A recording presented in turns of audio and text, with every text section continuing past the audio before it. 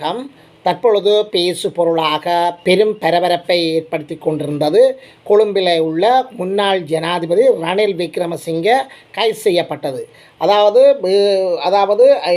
என்ன பிரச்சனை என்று சொல்லி நாங்கள் பார்க்கின்ற போது, ஒரு இடத்துக்கு சென்ற போது, அதாவது வெளிநாட்டில் ஓர் இடத்துக்கு சென்று இன்னொரு இடத்திற்கு நிகழ்ச்சி நிரலில் இல்லாமல் தங்களுடைய தனிப்பட்ட விஷயமாக சென்று 160 லட்சம் ரூபா செலவுகளை ஏற்படுத்தினார் என்று சொல்லியும், இது அரசாங்க கணக்கிலிருந்து மோசடியான முறையில் செலவு என்று சொல்லியும், அரசாங்கத்தினுடைய பணத்தை தனிப்பட்ட செலவுக்காக எடுத்தார் என்று சொல்லியும், அவருடைய மனைவி மற்றும் ஒரு பிரித்தானிய பல்கலைக்கழகத்தில் உள்ள வால்ஹாம்ப்டன் பல்கலைக்கழகத்தில் உள்ள பட்டமளிப்பு விழாவுக்காக, அதாவது இன்னொரு இடத்துக்கு சென்று பிரித்தானியாவுக்கு சென்று இன்னொரு நாட்டிற்கு அலுவல் நிமித்தம் சென்று அரசாங்க அலுவல் நிமித்தம் சென்று அதனுடைய இன்னொரு தேவைக்காக, தங்களுடைய தனிப்பட்ட தேவைக்காக பிரித்தானியாவில் உள்ள வால்ஹாம்ப்டன் என்ற பல்கலைக்கழகத்தில் அவருடைய முதல் பொன்மணி என்று சொல்கின்ற, அதாவது ரணில் விக்ரமசிங்கவனுடைய மனைவியான முதல் பொன்மணியினுடைய அந்த பட்டமளிப்பு விழாவுக்காக 160 லட்சம் ரூபாக்களை செலவு செய்தார் என்று சொல்லி ஒரு நிதி மோசடி பிரிவு, நிதி மோசடி குற்றப்புலனாய்வு பிரிவினரால் ஏற்கனவே அவருடைய செயலாளர்கள் அழைத்து விசாரணை செய்யப்பட்டு அவர்களுடைய வாக்குமூலங்கள் பெறப்பட்டதன் பின்னர் ரணிலை அழைத்து ரணில் கைது செய்யப்பட்டிருக்கின்றார். இது கொழும்பில் மிகப்பெரிய மாற்றத்தை ஏற்படுத்தி இருக்கின்றது. ரணில் கைது செய்யப்பட்டதன் பின்னர் சிறைச்சாலைக்குள் என்ன நடந்தது? ரணில் அதிதீவிர சிகிச்சை பிரிவில் சேர்க்கப்பட்டிருக்கின்றார். அவருக்கு மாரடைப்பு ஏற்பட்டதாக சொல்லப்படுகின்றது. இந்த நிலையை நாங்கள் பார்க்கின்ற போது ரணிலுடைய ஆட்சி காலத்தில் எவ்வளவு அட்டூழியங்கள் அநியாயங்களை செய்திருக்கின்றார்.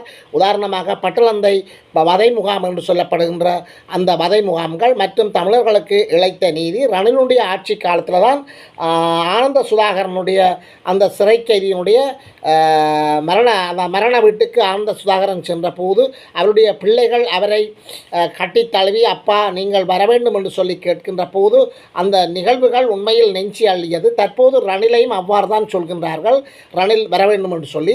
அப்போ ரணிலுக்கும் சிறைக்கு சென்ற அனுபவங்கள் இருந்தால்தான் உண்மையில் அதை பற்றி செய்வார்கள்.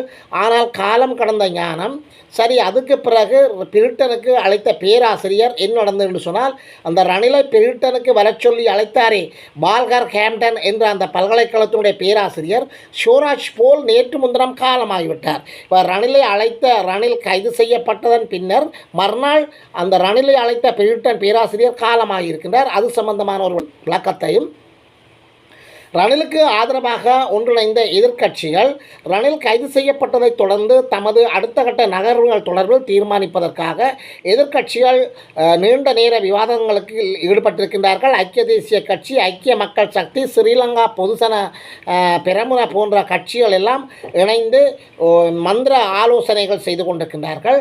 அதாவது தனக்கு வந்தால் படக்கு என்று சுலகடிக்குமாம், அதுபோல தனக்கு வந்தால்தான் தெரியும்.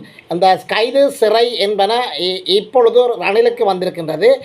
இது ஆரம்பம்தான். இனி இன்னும் பல மிகப்பெரிய சுறாக்கள், அதாவது மிகப்பெரிய தலைகள் உண்மையில் கைது செய்யப்படுவார்கள். ஏனைய முன்னாள் ஜனாதிபதிகளுக்கு அச்சம் காணப்படுகின்றது. ஏனென்று சொன்னால் அவர்களும் மிகப்பெரிய தவறுகள் எல்லாத்தையும் விட்டுவிட்டு சாதாரணமாக வாழ்ந்து கொண்டிருக்கின்றார்கள். பல படுகொலைகள், இன அழிப்பு போன்ற பல உலகமே, அதாவது மனித குலத்துக்கு எதிரான பல்வேறு சம்பவங்களை செய்துவிட்டு அவர்கள் நிம்மதியாகவும் சந்தோஷமாகவும் சர்வசாதாரணமாகவும் திரிகின்றார்கள். எனவே இவர்களும் கைது செய்யப்பட வேண்டும் என்பதுதான் பாதிக்கப்பட்டவர்களுடைய வேண்டுகோள். ரணிலுக்கு ஆதரவாக கட்சிகள் ஒன்றிணைந்திருந்தன. இது சம்பந்தமான ஒரு விரிவான விளக்கத்தையும், ரணில் கைதின் எதிரொலி ஐநாவில் முறைப்பாடு. ஐநாவில் தமிழர்கள் எத்தனையோ தடவை முறைப்பாடு செய்திருக்கின்றார்கள், எந்த தீர்வும் கிடைக்கவில்லை. வருடாந்தம் ஒன்று கூடுகின்ற அந்த இதுகள கால நீடிப்புகளை கேட்டுக்கொண்டிருக்கின்றார்கள். பிரச்சனைகளை தீர்ப்பதாக சொல்கின்றார்கள், கால நீடிப்பு தர சொல்லி சொல்கின்றார்கள். ஆட்சிக்கு வருகின்ற ஒவ்வொரு அரசாங்கத்தும் இவ்வாறு கால நீடிப்பு செய்தால் தமிழர்களுடைய தீர்வு எவ்வாறு இருக்கும்?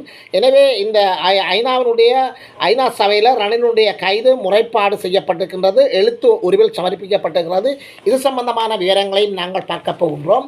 எமது காணொலிக்கு நீங்கள் புதியவராக இருந்தால் அல்லது சப்ஸ்கிரைப் பண்ணாமல் தொடர்ந்து பார்ப்பவராக இருந்தால் சப்ஸ்கிரைப் பண்ணி போட்டு நீங்கள் எமது காணொலியை பாருங்கள், லைக் பண்ணுங்கள், கமெண்ட்ஸ் பண்ணுங்கள். அருகில் இருக்கின்ற அந்த பெல் ஐகானை கிளிக் பண்ணி ஓல் என்ற பட்டனையும் அழுத்தி நாங்கள் போடுகின்ற காணொலிகள் அனைத்தையும் உடனுக்குடன் பார்க்கக்கூடியவாறான நோட்டிஃபிகேஷனை ஏற்படுத்திக் கொள்ளுங்கள். அதிதீவிர சிகிச்சை பிரிவில் முன்னாள் ஜனாதிபதி ரணில் மாற்றப்பட்டிருக்கின்றார். கொழும்பு தேசிய மருத்துவமனைக்கும் மாற்றப்பட்டிருக்கின்றார். முன்னாள் ஜனாதிபதி ரணில் விக்ரமசிங்க திடீர் சுகையினம் காரணமாக கொழும்பு தேசிய மருத்துவமனையின் அதிதீவிர சிகிச்சை பிரிவுக்கு மாற்றப்பட்டுள்ளார். இதனால் கொழும்பில் பெரும் பதற்றமும் பரபரப்பும் ஏற்பட்டுள்ளது. ஊழல் மோசடி குற்றச்சாட்டில் குற்றப்புலனாய்வு பிரிவினரால் நேற்று முன்தினம் கைது செய்யப்பட்ட ரணில் விக்ரமசிங்க நீதிமன்ற உத்தரவுக்கு அமைய வெலிக்கடை சிறைச்சாலையில் விளக்கமறியலில் வைக்கப்பட்டார். சிறைச்சாலைக்கு மாற்றப்பட்ட சில மணி நேரத்தில் உயர் குருதி அழுத்தம் மற்றும் குருதியில் சர்க்கரை மட்டம் அதிகரிப்பு என்பவற்றால் அவர் சிறைச்சாலை மருத்துவமனைக்கு சேர்க்கப்பட்டார். நேற்று அவருடைய உடல்நிலை மேலும் பாதிக்கப்பட்டதைத் தொடர்ந்து கொழும்பு தேசிய மருத்துவமனைக்கு மாற்றப்பட்டு அவசர சிகிச்சை பிரிவில் சேர்க்கப்பட்டார். பின்னர் நீர்ச்சத்து குறைபாடு காரணமாக அவர் அதிதீவிர சிகிச்சை பிரிவுக்கு மாற்றப்பட்ட நிலையில் அங்கு அவசர சிகிச்சை மேற்கொண்டு வருகின்றது. எனவே சிகிச்சை பெற்று வருகின்றார். ரணில் விக்ரமசிங்க அதிதீவிர சிகிச்சை பிரிவில் சேர்க்கப்பட்டுள்ள விடயம் காட்டு தீயாக பரவியதைத் தொடர்ந்து ரணிலின் ஆதரவாளர்கள் கொழும்பு தேசிய மருத்துவமனைக்கு குவியத் தொடங்கினார்கள். இதனால் அந்த பகுதியில் பெரும் பதற்றம் ஏற்பட்டுள்ளது. நிலைமையை கட்டுப்படுத்துவதற்காக அசம்பாவிதங்களை தவிர்ப்பதற்காகவும் அங்கு பாதுகாப்பு பலப்படுத்தப்பட்டிருக்கின்றது. பிரிட்டனுக்கு ரணிலை அழைத்த பேராசிரியர் இறந்திருக்கின்றார், காலமாக இருக்கின்றார்.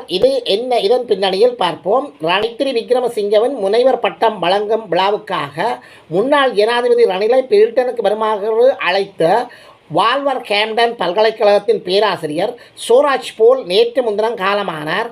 அவரின் அழைப்புக்கு அமைய பிரிட்டனுக்கு சென்றமையாலே ரணிலின் கைதாகும் நிலை ஏற்பட்டது.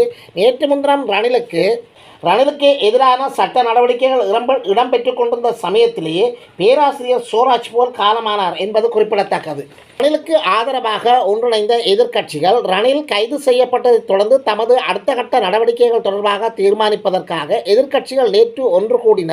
எனவே நீண்ட கலந்துரையாடலில் ஈடுபட்டன. ஐக்கிய தேசிய கட்சி, ஐக்கிய மக்கள் சக்தி, ஸ்ரீலங்கா பொதுசன பெரமுன, ஸ்ரீலங்கா சுதந்திர கட்சி, ஸ்ரீலங்கா காங்கிரஸ் மற்றும் நாடாளுமன்றத்தில் உள்ள பிற அரசியல் கட்சி தலைவர்கள் மற்றும் அரசியல்வாதிகள் இந்த கலந்துரையாடலில் பங்கெடுத்தனர். முன்னாள் ஜனாதிபதி மஹிந்த மைத்திரி ஆகியோரும் கலந்துரையாடலில் கலந்து கொண்டனர். முன்னாள் ஜனாதிபதிகளான சந்திரிகா எதிர்க்கட்சி நடவடிக்கைகள் நிபந்தனையற்ற ஆதரவை வழங்கியுள்ளார். காலில் ஏற்பட்ட காயம் காரணமாக இந்த கலந்துரையாடலில் அவர் கலந்து கொள்ளவில்லை. கோத்தபாய ராஜபக்ச வெளிநாட்டில் இருப்பதால் கலந்துரையாடலில் கலந்து கொள்ளவில்லை. ஆனால் அவரும் எதிர்க்கட்சிகளின் நகர்வை ஆதரித்துள்ளார். ரணிலின் கைது எதிரொலி ஐநாவில் முறைப்பாடு. முன்னாள் ஜனாதிபதி ரணில் விக்ரமசிங்கவின் கைதுக்கு எதிராக ஐக்கிய நாடுகள் சபையில் எழுத்துப்பூர்வ முறைப்பாடு சமர்ப்பிக்கப்பட்டுள்ளது. நாடாளுமன்ற முன்னாள் உறுப்பினர்களான கவிந்த ஏவர்த்தன மற்றும் மயந்த திசாநாயக்க ஆகியோரால் இந்த முறைப்பாடு முன்வைக்கப்பட்டுள்ளது. ஐக்கிய நாடுகள் மனித உரிமைகள் பேரவையின் அமர்வு எதிர்வரும் செப்டம்பர் மாதம் ஆரம்பமாக உள்ளது. அந்த அமர்வில் பரிசீலிக்கும் வகையிலே இந்த முறைப்பாடு கையளிக்கப்பட்டுள்ளது. ஆகவே இந்த ரணிலினுடைய கைது தமிழ் மக்களினுடைய, அதாவது ரணில் ஒவ்வொருத்தரும் ஆட்சி காலத்தில் வருகின்ற போது, அவர்கள் ஆட்சியில் இருக்கின்ற போதும் தாங்கள் எதையும் செய்யலாம் என்ற அந்த இருமாப்புடன் அந்த சண்டித்தனத்துடன் செய்கின்றார்கள். எல்லா காலமும் சரிப்பட்டு வருமோ தெரியாது. தற்போது உலக அரசியல் நிலைமைகளிட மாற்றங்கள் வந்திருக்கின்றன. அதாவது ஊழல் மோசடிகளுக்கு எதிராக அருண்ரா அரசாங்கம் தற்போது காத்திரமான பல நடவடிக்கைகளை மேற்கொண்டு வருகின்றார். அவ்வப்போது விமர்சனங்களுக்கு உட்பட்டாலும் சில விடயங்களில் அவர் கரிசனையாக செய்து வருகின்றார். எனவே இந்த ரணிலின் கைது, இதன் பின்னணியில் அவர் மருத்துவமனையில் சேர்க்கப்பட்டது, ரணிலை அழைத்த பேராசிரியர்களுடைய மரணம், ஒன்றிணைந்த எதிர்க்கட்சிகள், ரணிலுக்காக ஐநா சபையில் முறையீடு என்பன சம்பந்தமாக உங்களுடைய கருத்துக்களை மறக்காமல் கமெண்ட் செக்ஷனில் எழுதுங்கள். அதுதான் எங்களுடைய காணொலிக்கு வளர்ச்சியாக இருக்கும்.